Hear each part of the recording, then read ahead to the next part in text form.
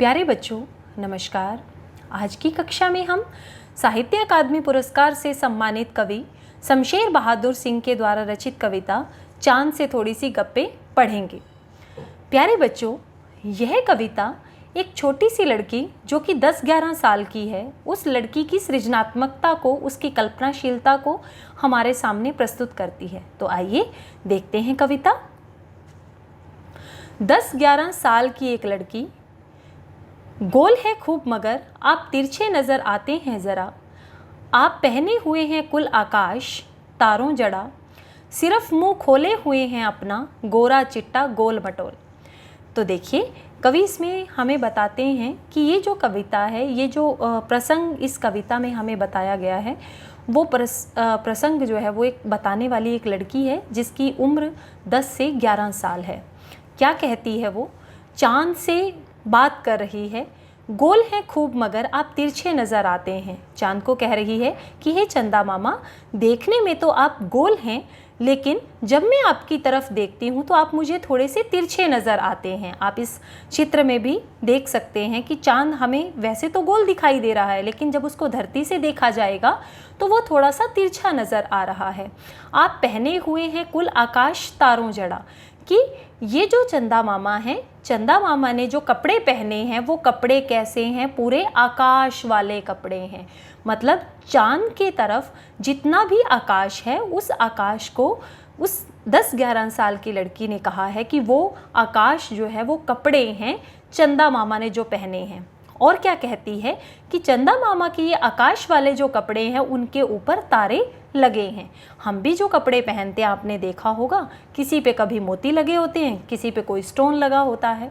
ऐसे ही वो लड़की इतनी कल्पनाशील है, सृजनात्मक है कि वो ऐसा सोच रही है कि चंदा मामा ने जो कपड़े पहने हैं उन कपड़ों के ऊपर तारों रूपी तारे जो हैं वो उन कपड़ों के ऊपर जड़े हैं। सिर्फ मुंह खोले हुए हैं अपना गोरा चिट्टा गोल मटोल।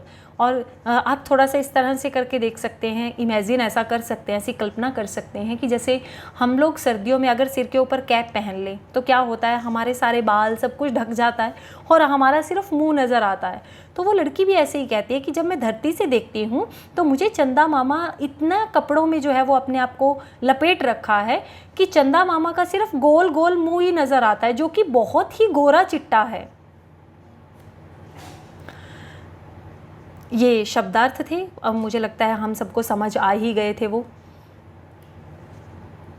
अपनी पोशाक को फैलाए हुए हैं चारों सिमत, आप कुछ तिरछे नज़र आते हैं जाने कैसे, खूब है गोकी वह जीवा, हमको बुद्धू ही निरा समझा है, हम समझते ही नहीं जैसे कि आपको बीमारी है, आप घटते हैं तो घटते ही चले जाते हैं। तो देखिए, कुछ शब्दार्थ इसमें हैं थोड़े कठिन, उनका एक बार अर्थ हम जान लेते हैं। सिमत जो शब्द है उसका अर्थ होता है दिशा, गोकी शब्द का अर्थ होता है यद्यपि या हालांकि, बुद्धू शब्द का अर्थ होता है मूर्ख और निरा शब्द का अर्थ होता है एकमात्र। तो आइए चलते हैं फिर से व्याख्या की ओर।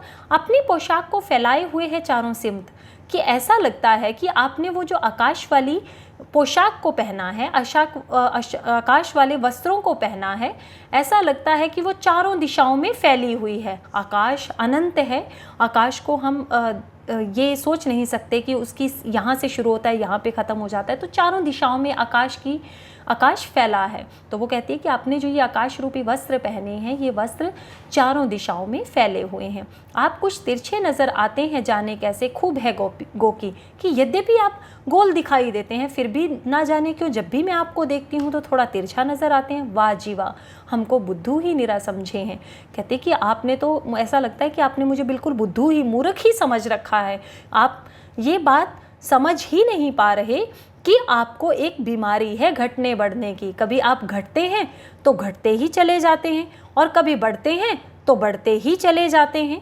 तो देखिए, ये चित्र है कि पूर्णिमा और अमावस्या को इस बात के माध्यम से हम समझ सकते हैं कि जब पूर्णिमा होती है तो चाँद पूरा गोल होता है, लेकिन जैसे जैसे चांद जो है वो अमावस्या की ओर बढ़ना शुरू करता है तो धीरे धीरे घट जाता है, या फिर अमावस्या से जब पूर्णिमा की ओर आता है तो धीरे धीरे बढ़ता ही चला जाता है। तो वो जो छोटी सी बच्ची है वो चंदा मामा के इस घटने बढ़ने को एक बीमारी कहती है।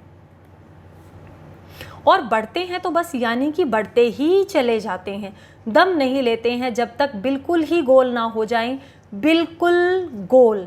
यह मर्ज़ आपका अच्छा नहीं होने में आता है।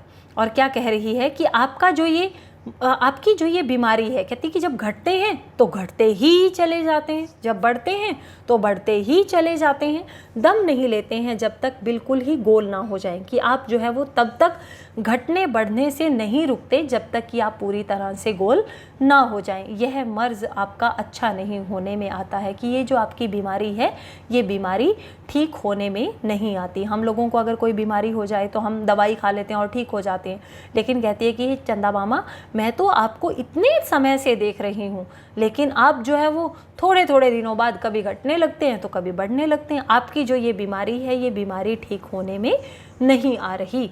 तो मैं अच्छी तरह से समझती हूँ कि ये आपकी जो बीमारी है आपको इसका इलाज कराना चाहिए।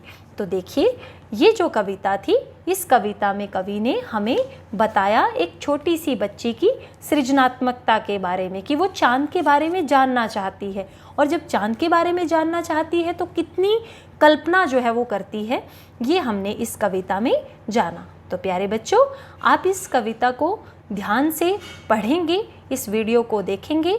अगली कक्षा में हम एक नई वीडियो के साथ फिर से मिलेंगे। धन्यवाद।